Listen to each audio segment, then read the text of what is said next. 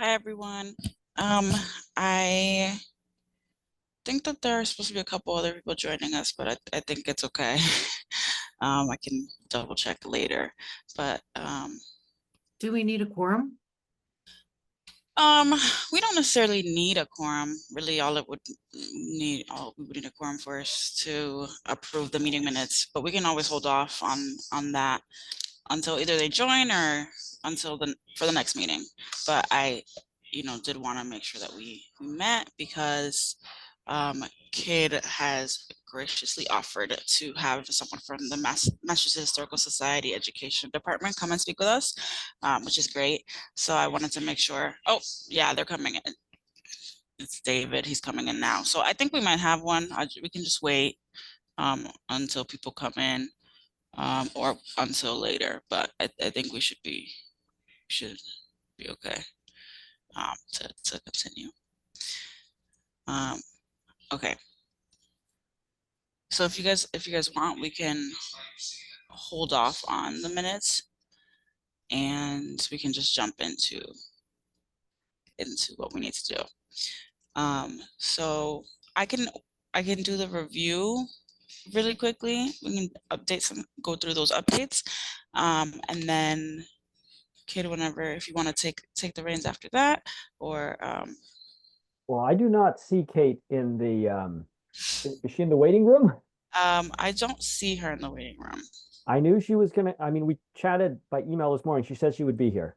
Okay, well then that's fine. We'll do business as usual until she arrives. Okay, so in terms of website updates, oh, also Joe's out. He's sick, so he was going to give us some updates on that. But what we can say is that the technology department reached out to us, and they've reviewed those website ideas we had, and some of them they were thinking that shouldn't be guides; they should be articles. Which I don't know how much that'll change anything, but it's just something that they let us know. So we're working with them and trying to change the structure of those things. But I know that we've put that on pause. So just letting you guys know. All right. I don't for the Google form. I don't Kayla's not here and that's okay. But we just want to at some point make sure that we review that form, okay it, and then make a plan to who we will send it out to and how we'll send it out. So that we're ready to go, ready to interact with the public, or not the public, but whoever we ask for that information for, um, which I think it'll be great to have. So just I guess we can put that off. I can reach out to Kayla so we can coordinate that, and we can do that at the next meeting or in future meetings, depending on what we prioritize. Um, okay, so then I also have the curricula discussion action items review. But before that, um, hi David, I see that you're here. I don't know if Beth told you what Dory had been working on. If we have any updates, I'm sure not, but I'm aware of it, but I don't have updates to share. I know it's still in progress, so it's active at least. I can report that much. all right, well, that's good enough. All right, perfect. Thank you. Okay, so then I wanted to give an update. Let me share my screen once I pull up all that stuff that we were talking about. So for the curricula review project that we were working on last time, I did go in and look at every public school, and I'll share. Sorry, guys, 1 second. Okay. Okay, can you guys see my screen? Okay.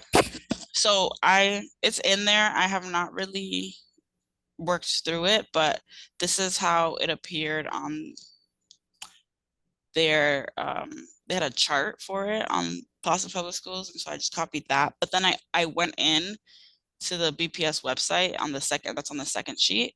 And I you're able to look at their schools. They give you a list of all of their schools, and they go through elementary, K through 8, middle school, high school, in district charter and specialty. So in sheet 2, if you see that, I've separated them. And this was supposed to be me. I was supposed to sort the neighborhoods and I didn't. So I apologize.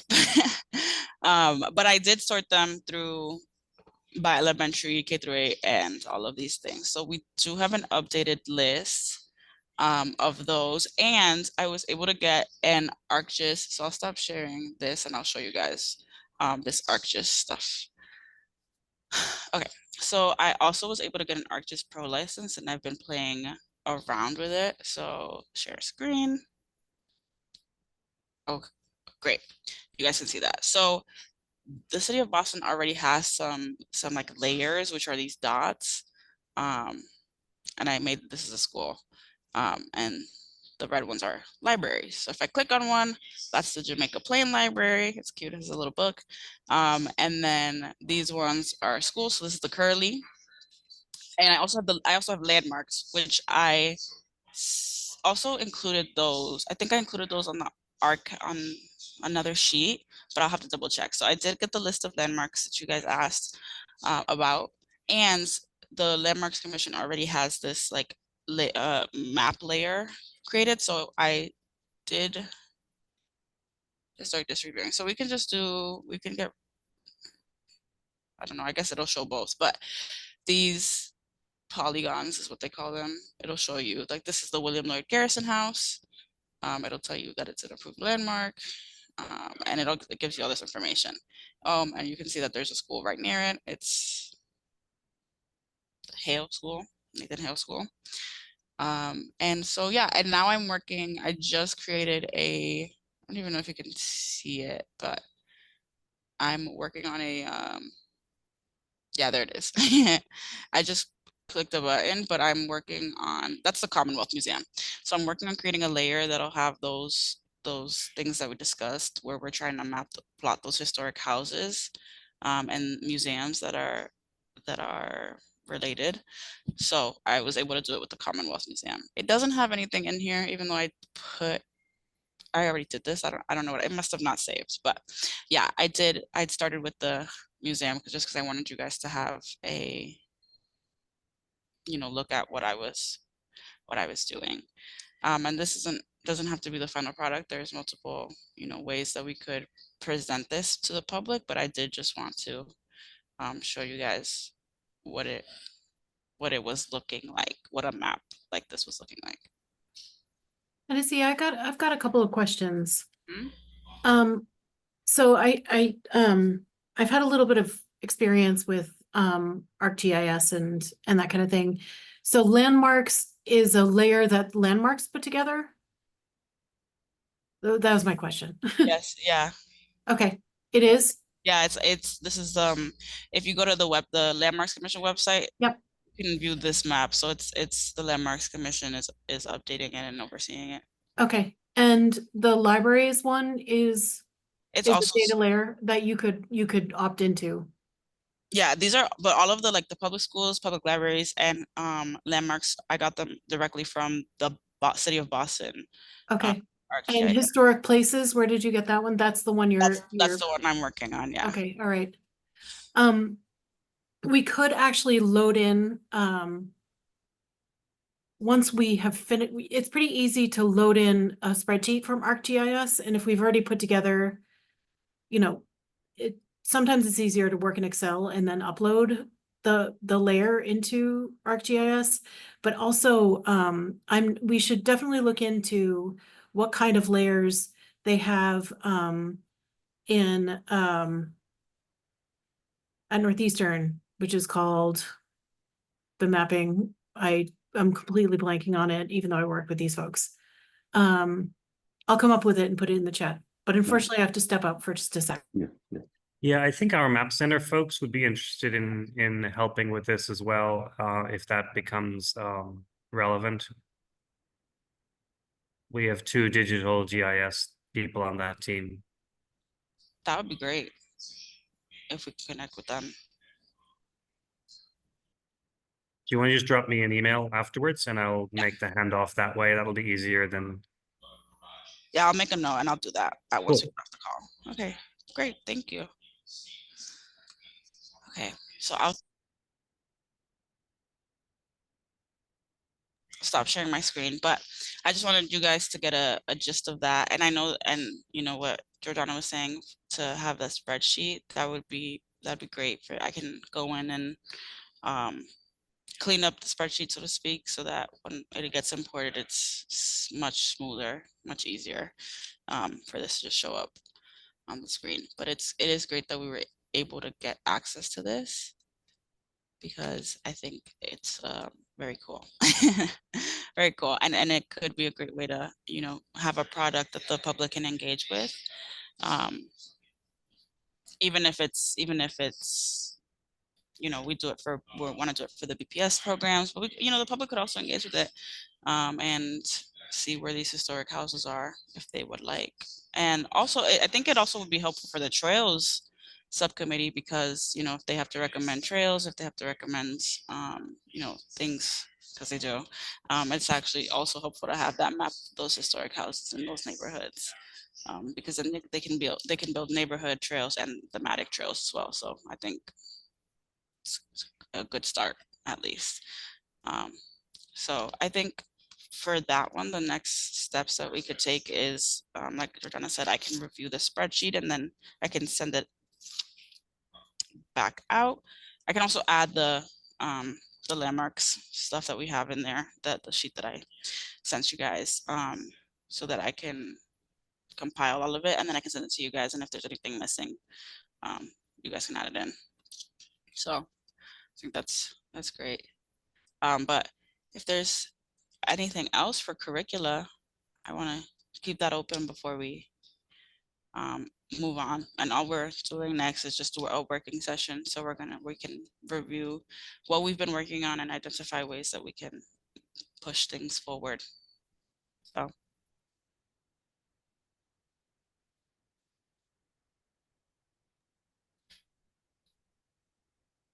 Did you want to chat a little bit about the ceremony on Beacon Hill? David, Bob, you were there. Giordana, you were there, and Hennessy, I saw you there too. I mean, Yeah.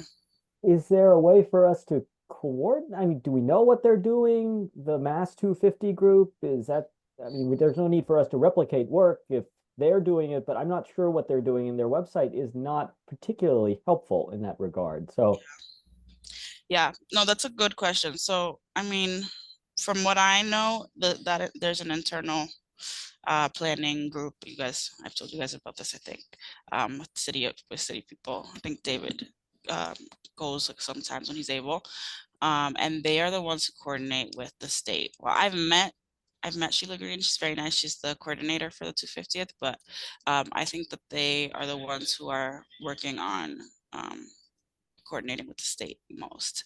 Now, Our sense is that they're a little ahead of us in terms of being organized, but they're not necessarily ahead in terms of communicating out what's happening, which I think is what you're seeing. yeah, that is also what I'm sensing. But yeah, so I do hope though that the city, because the city is working on some official recommendations, official city 250 stuff. So I'm hoping that they are able to share that out with you guys first, so that we could comment on it and give feedback. But I am unsure how ready they are to do so. Well, it does raise the question. I mean, we are doing this, but then there's another group in the city also doing this. So Yes. why are we doing what we're doing if someone else is doing this? I mean, one of the big questions we've always had is, what is the city doing and how do we connect with people in the city? But now we find there's actually a group in the city doing what we thought we were doing. Yeah, so I think based on, so a couple of things, because I've raised the same point to that group. And I guess because of the way that the ordinance is written, it technically says that what this group is doing is making recommendations that then the city and those departments would carry out, which is fine, but it is difficult when they are not coming to the meetings, when they're not communicating appropriately, if they are having these internal projects or internal project meetings, not that they are working on any projects, but it's difficult for us to then do whatever we can do, which is either create a plan and then give that recommendation, or have them create their plan and then we give feedback on it so that they have been vetted, by the commission. So I know that, which so I raised that to them last week, and they let me know that they spoke to the mayor about their plan, and the mayor told them that she would like for there to be a better engagement with the commission, which is great. But then I think the next step is I need to figure out what that means for you guys, what structure is best for them to do this work with you guys and actually make it so that what we do isn't futile, right? Because that's the events, exhibits, and trail subcommittee. They know about this group, and they were the ones who were like, well, we want them to give us a plan, a plan from the city. But at the same time, they're like, well, if they're gonna do all of the work, then what are we doing? What's the point of us meeting if they're specifically working on events? So this is a question that I am trying to answer because I agree, it doesn't make any sense. And we understand because of the constraints of open meeting law that it's tough they don't want to bring a project that's not finished to have the public potentially engage with it because it is a public meeting. So these are things that they are thinking about, but that is also why before we have our large commission meeting at the end of the month. So I'm going to be sending out that agenda, and I think I've sent out the minutes already, but I'm going to send out that agenda soon. And I also worked on a policy recommendation that I would like you guys to review for that meeting, where I worked with the law department, the legal department, and they reviewed two options for the commission, either becoming an advisory committee or becoming a hybrid commission that's potentially smaller, so it has less quorum issues. And then the subcommittee groups become like stakeholder groups, or the advisory committees, so they're not beholden to open meeting law, which means they'd be able to meet and email and work on documents together, and actually, not have to wait a month to discuss something like ArcGIS because it's a violation of open meeting law to do so. So I'm going to send that out for you guys to review, because if that recommendation goes through, then it's helpful in one sense, because then we'll be able to work on stuff, but also I think it raises the next question of, if that becomes the case, then how are these stakeholder groups, now not beholden to these open meeting law constraints, be interacted with by the city departments that will be able to undertake the recommendations, right? Because there would have to then be a greater engagement from the city, from the departments that would be working on this. Can I, I'm not seeing any overlap yet, Bob, just so in case you're concerned, from what I've seen. So it's more like the city as an organization is one more organization doing things, and that needs to get coordinated through the commission. So I right now don't see that as duplicative, and actually should be helpful. Okay. But we'll see. But good, right question, and let's keep it alive. But I do not at this point see it as taking away from any of the commission's work. And if what Hennessy is going to propose is actually makes us more agile and more able to get stuff done, then great. But we'll see. Okay. Sorry, Jordana, you were about to jump in. I'm sorry, I had to step away. I had to get my 9th grader from the front door of the library. So I've been thinking a lot about whether or not we should still be a commission. And I would it, Hennessy, this is a question for you mostly. Would it make sense to wait until Kathy Curtis is on board?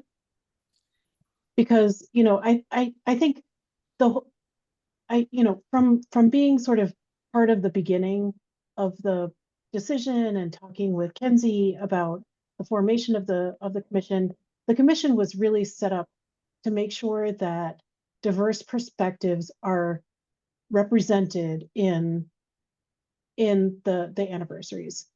And but because there's no money, it's very difficult for us to do anything, you know, regardless of whether or not, you know, some other subcommittee is telling us that we need to do something and that they're not doing. So I feel like if we are not an actual commission, that was structure was put into place in order to preserve the diverse perspectives, and, you know, getting everybody at the table and making sure that everybody has a chance to because, you know, otherwise it sometimes ends up being a coalition of the willing, and the willing being those of us from moneyed institutions, or, you know, who have a stake in the game, or moneyed, or, you know, people who can actually afford to take time off to do commission work. So I am, you know, been thinking about it. I also understand the sort of where we're kind of hobbled because we can't talk to each other and we can't make a plan. But I think, you know, if the commission itself was set up to, you know, say, yes, this is something that you guys should do, or dole out money or something like that, then a commission of a very diverse commission makes a lot of sense. But if that's not the case, I think that there will be a big loss if we head in this direction. And, you know, with Kathy taking over, when does she start? December 2nd. Okay, so it might be, you know, I mean, that's not, it's far from now, but honestly, like, you know, it's really not. And it, you know, it seems like because of the commission not really having a chief for so long, I think we've been a little bit rudderless. And I think that, you know, I personally think that it might be worthwhile to wait to make this decision until she, because, you know, that's what her job is. And, you know, with a new chief and a new director, you know, it might make sense for them to get up to speed of, you know, with an outline of what our problems are, and see if they can, you know, solve them. Because sometimes, you know, if you're in the upper echelon of the city, you can just sort of solve these problems. Yeah, so I can say that Kathy reached out to get updated on, she's been very helpful. She's offered to, you know, come to meetings if she can, and I'm hoping she can come to that October 24th meeting. But I sent her the 6-month report. I sent her all of the meeting minutes that we've approved from every subcommittee and the commission, so that could keep her busy for a while. So I've sent her those minutes. I sent her the ordinance, just so that she can review it. I've sent her that policy memo, that legal memo. I've sent her a lot of information, just to begin to catch her up. And I would agree. I think that makes sense. I think the reason why that policy memo was moving forward was because the chief felt that there was a lot of energy around it, and he wanted to make sure that something came out of it, because he didn't want the commission to not be able to move and make recommendations or do what was necessary for the commission. But I agree. I think that she would have a good perspective on it, and that's also why I thought that the loss of a commission over structure would be a loss, because I agree. I mean, I do think that it's important to have those diverse perspectives. I think that quorum constraint, and I just think that being part of a commission it's something that you can do if you have that ability to do. So trying to get these diverse perspectives, it doesn't always, you know, pan out, because people are working, people are on vacation, people can't come at the time that it's given. And that's why I was like moving things around to make sure that the people who can't come during the day, they don't, you know. So I also think that because it's just me, and I'm so focused on the administrative stuff, on having those minutes done and having the agenda on hosting these meetings and all the other meetings, that there's a component of community engagement that's missing, because there's not someone on who can go out on behalf of, hey, the Office of Historic Preservation's Commemoration Commission team, we know that Roxbury is really important, right? We really want to hear from you guys. We want to know what organizations you have. We want to know what histories you're interested in. We want to know if you're planning anything and what support you need to plan these things. Because I think that those are things that the Commemoration Commission should be doing. And then then these organizations would have the ability to say, okay, we are thinking of doing these things. We have a plan. We'd like to present it to the commission so that they can review, they can provide feedback, and they can send it off to the city, and we can go for next steps. But I think still, because it's just me, it would be, it's a Herculean task.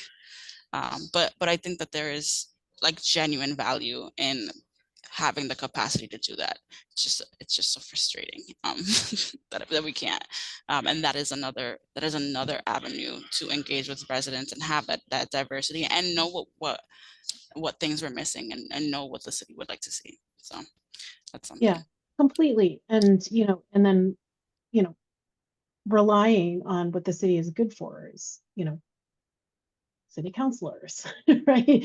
All of this infrastructure that's set up to like cover the city in this way, in addition to us as historical institutions and community representatives, who can, so that's completely agree, Hennessy. It's really hard to be an administrator of this gigantic commission with no boss and no money. I just like, I admire you for sticking with it, honestly. And so but I do think that, now we have a chief, now we have a director, now maybe they can get us some money, who knows? Maybe they can get us some sponsorships from various different corporations, and sort of work within the city to make all of those things happen. Because it's important. Sorry, I know I'm sometimes known for finding the silver lining in the biggest clouds at times, but the timing is actually good in that we're just approaching the start of the budget planning season for next year at the city. And so having everybody on board in these newly important roles for the next wave means they won't have a lot of time under their belt, but they'll be in place as we plan the FY26 budget, which will be the carry into the first half of the commemorations year. So yeah, and I can say, our administration and finance director is working with the budget office, and we actually have a meeting scheduled next week. So it's myself, her, the chief, and Kathy. So she'll be joining in on that conversation so that we can, review and come up with an ask, and have something at the very least from the Office of Historic Preservation, so that maybe if we can't plan events, we can fund other things like the things that this subcommittee wants to do, because I think it falls under the purview, right, of like archaeology and the Office of Historic Preservation. So I think there's an opportunity there for sure. And I can say that that other group that's more events focused, they are also thinking about budget. So fingers crossed, guys. That at the very least, even if the commission doesn't get direct money, that there is still money for the 250th. And that would be, I think, it would be a huge difference. It would. But yeah, so that is on the radar. Yeah, I think a commission is, official City of Boston way of saying, you, Boston Public Schools, need to come to this meeting so we can discuss curricula around diverse communities and anniversary making. When, just an advisory group, we couldn't do that. That's just not, Yeah, I agree. I mean, I think with that hybrid approach, mean, we could keep the commission all four people, that's fine, just as long as the subcommittees don't have to do that, don't have to be beholden to those email things and those and it's not to not have these meetings publicly. Like, it would be so okay for us to continue to have these meetings publicly. It's great to have that engagement, but then it's just that we're more able to make like a group chat, a Slack group chat where we can work on things together. So that's the goal. It's ultimately, I'm hoping, that we're able to work around that, at least for the subcommittees. The commission itself, though, I think is important. It also, like Dr. Trent had said in July, it's a PR, it would be a PR mess to say that there's no more commemoration commission. And I think, to have a commission aligns with the state. Their 250 commission and the federal commission. So I do think that there is definitely value and necessity in having the commission structure for sure.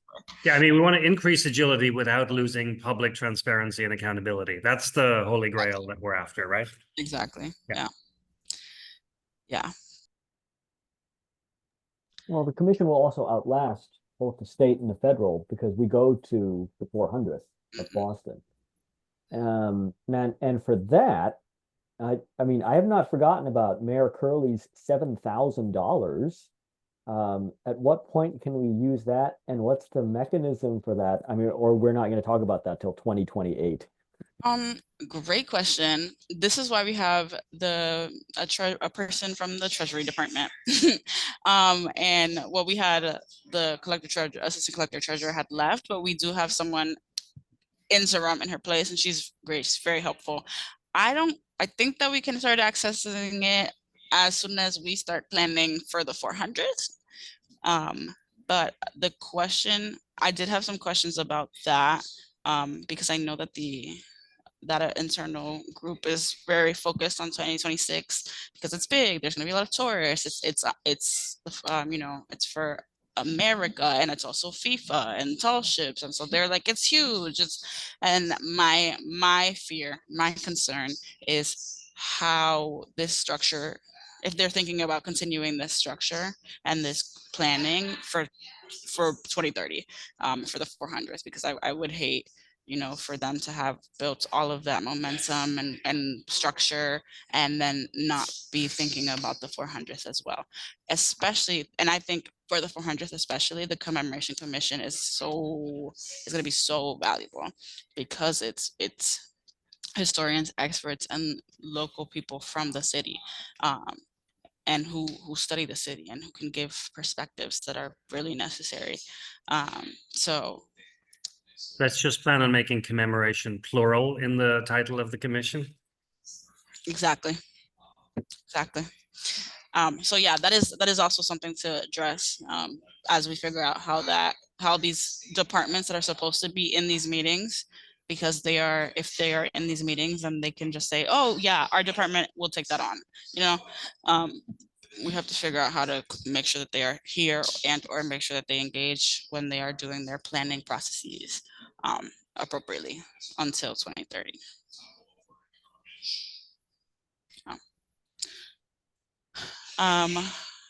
So I mean, I have in our agenda a working session. So if we want to go through the topics that we have, I know that the main things that we have been working on are the archives and this curricular project. Now, no Kristen's here, but Kayla had been taking that on, and Joe also, and Joe's sick, so maybe we don't have to talk about archives, but we can talk about the curricula stuff. And I also wanted to open up the discussion for what we want to see and do for our next meetings, because if we can bring in some people, invite some people to come to our meetings, have some discussions, make sure that we are moving in the right direction, that'd be great.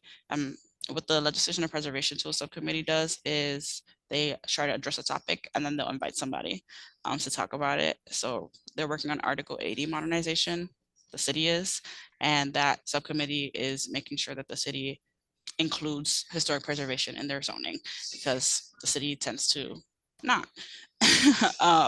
So we are providing feedback at trying to provide feedback at every step in the way. And right now we're working on a memo to give those recommendations to those departments officially about Article 80 and Article 85.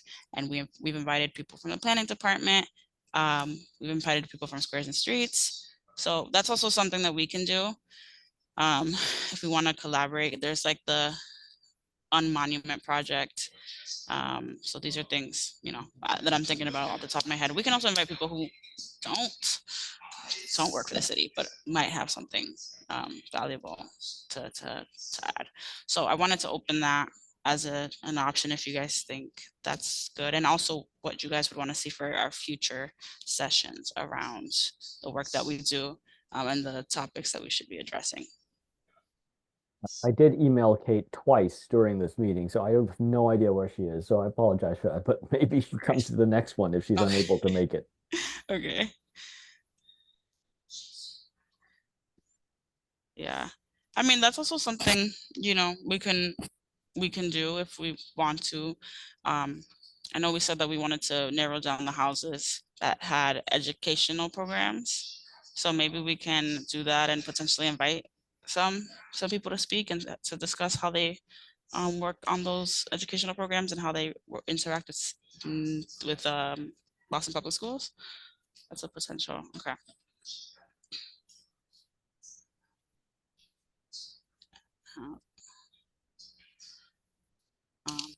Do you guys have any ideas for me so that I can?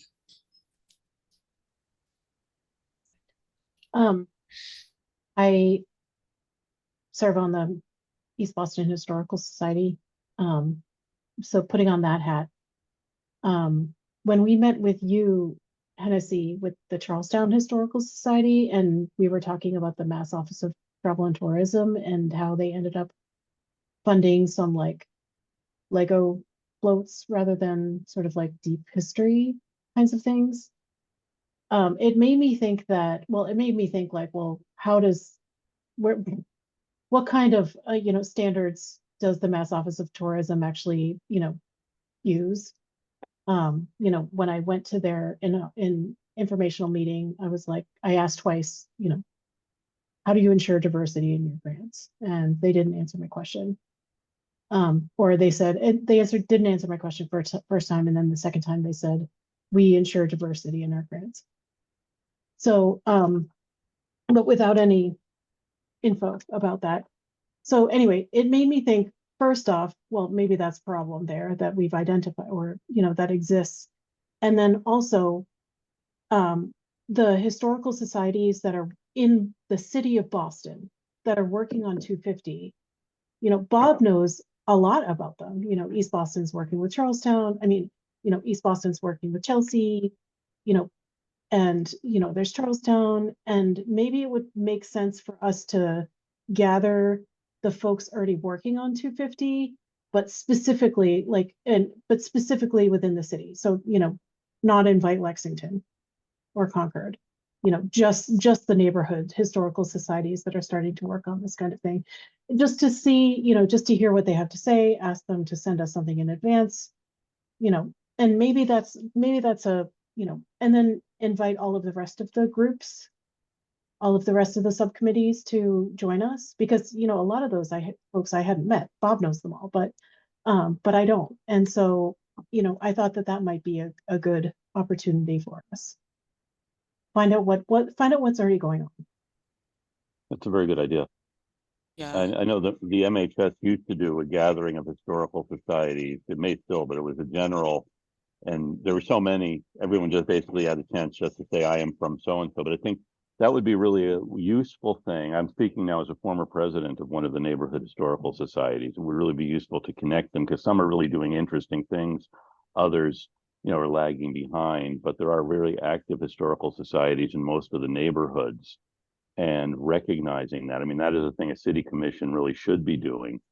I happen to be involved with the Colonial Society, which has a house on Beacon Hill. We would be happy to host a gathering like that of the historical societies invite them all, have them come here and tell us what's going on in, Hyde Park and Roslindale and East Boston and Charlestown.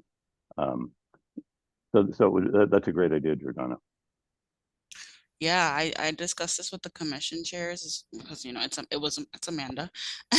So after that meeting, we were like, it absolutely does make sense to utilize some meetings or however many meetings, but either the large commission meeting so that everyone's there, or subcommittee meetings, and invite everyone so that we can start engaging in that way. We can start vetting, we can add diversity of perspective of, you know what I mean? And especially because the commission's whole entire purpose is to make sure that we are prioritizing celebrations outside of downtown. So I think would be a great idea.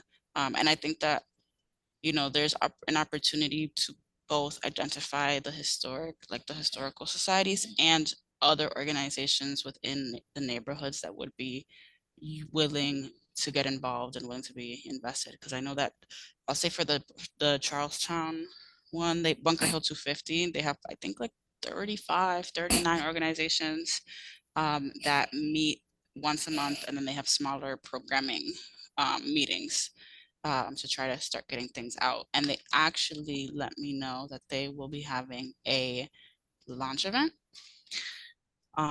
next week on the 10th. And so they want to make sure the commission is invited to come and support that. So I mean, I think things like that are a great opportunity. Yeah, Kid. I'm just wondering if you're thinking of that as a public hearing where everybody gets to share what they're planning on doing, or more of a conversation with the commission so we can understand what they're doing. For when we invite those. Yeah, historical societies. I was thinking more organization. I mean, sorry, organization, conversation, because I think it's a great way to start that conversation. It's much less pressure, I think, because I think a lot of places want to start, but they, need to have some structure, don't have a budget, and they would like to get some advice. And I think then once we meet with them and connect them with other organizations in their neighborhood and potentially with people in the city, and then we can invite them once they have a fuller, more thought out fundraising story, let's call it event story. Then we can re-invite them to an official hearing. Yeah, I think if we convene them as a kind of official hearing, then that might read as an endorsement from the commission. And, we don't know whether or not we're going to endorse these, we just don't know. And if all of them are like, we're going to have the redcoats are coming in every single, then that might not be the best PR. But finding out about what they're already planning is, just internally probably would be a good place to start. Nice. They were required to all drive on horseback then. Yes. Sorry. Yeah, so another group maybe to invite are the folks in the city who were given financial support from the state, from the Mass 250. Is there a list somewhere of folks that were funded? Maybe we can see who has funds. Yeah. So there is a list on the Massachusetts 250 website of the people who were funded. I have to find it. I can send it. I did have a conversation with the people in economic opportunity, because we were like, maybe we should find out who wasn't funded and see how we can support them, because I think they only funded like what, 30 projects. It was really small, and it was a focus more on tourism and events and marketing. So that was something that we asked. So I can actually find who they funded. It would be good and interesting to know who they didn't. And at that commission meeting too, there's going to be a section where the people who applied, hopefully are willing to discuss what they applied for, if they got the grant, if they didn't, because this is, I think, going to be important to track. Well, it's, they're subject to public records. So, they could actually tell you, I mean, they should be able to tell you who applied and who didn't get the grant. No, that's a good point. Maybe I can just reach out and see if they, Just sent the link, just put the link in the chat. did. I know that there was also the Charlestown got one. It was the Charlestown Historical Society. They got one for Band of Brothers, which I'm not exactly certain. I'm not remembering what it was that is focusing on. The city of Chelsea applied for one to do the Chelsea Creek commemoration, but they've been working with East Boston as well as Revere. So it was just decided, made sense for the city of Chelsea to apply for that one. Mhm. But we are applying for more money for Chelsea Creek. And I know the Leventhal Map Center did not get one. Correct. Yeah, And neither did archaeology. another freedom And Bob, did Chelsea actually get a grant? Yes, they did. Okay. did. Yeah. The Freedom Trail did get a grant. And there's this for marketing. So Susanna applied for marketing and she's hoping that we can leverage it for the commission and for the city. And obviously for the Freedom Trail. So I count 9 from the city of Boston on this list, yeah. including WBUR. Yes. Okay. The innovation trails on here. Mhm. I've never heard of the Friends of Doherty Park, but their creation of a Paul Revere Lego mosaic in coordination with Charlestown Boys and Girls Club to be unveiled at the Battle of Bunker Hill Day Parade. Okay. Okay. Well, Legos in Charlestown. The building bricks of the future. It's Well, going to be the Legos- headquarters. Lego's headquarters is coming to Boston. It I is. mean, next year, yeah. That's true. Yeah, so that's why I know that there's at least four of these groups are on our commission.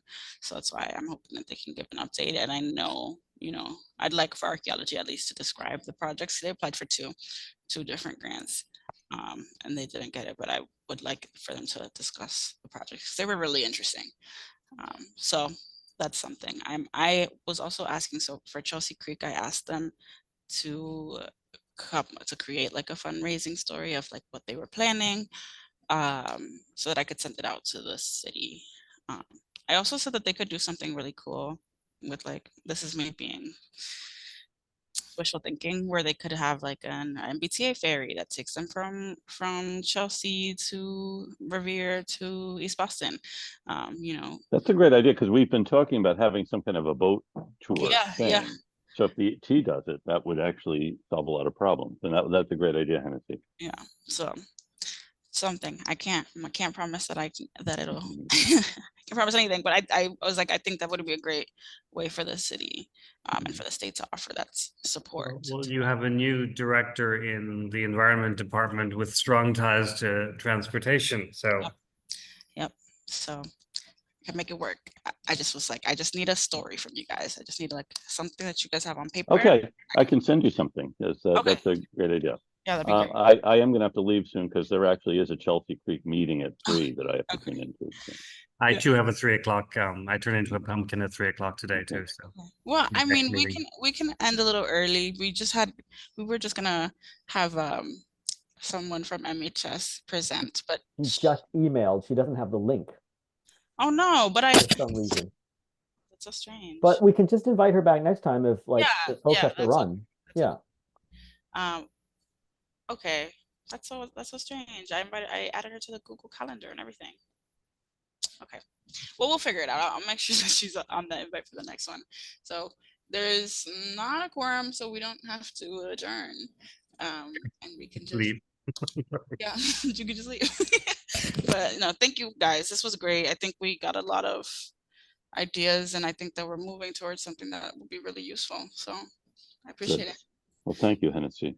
Yep. Thanks for keeping us going. Yep. Bye. All right, bye. Okay.